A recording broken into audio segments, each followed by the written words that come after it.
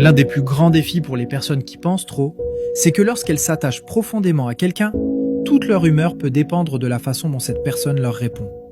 Elles sont extrêmement sensibles aux émotions des autres, capables de remarquer le moindre changement dans un comportement, un ton, un silence, même ceux que personne ne voit. En psychologie, ce phénomène est souvent lié à ce qu'on appelle la sensibilité au rejet. Cette peur amplifiée d'être ignoré, rejeté ou mal compris, surtout par les personnes qu'on aime le plus.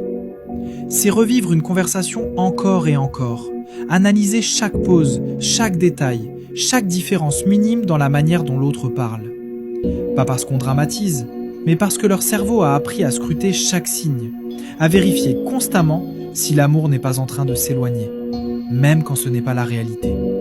C'est aussi se sentir responsable du moindre malaise de l'autre, croire qu'un simple silence signifie un changement de sentiment, ou qu'un message plus court veut dire qu'on a fait quelque chose de mal.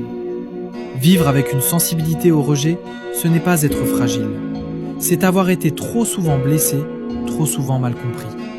Alors on anticipe, on observe, on analyse, parfois même avant que quelque chose ne se passe réellement.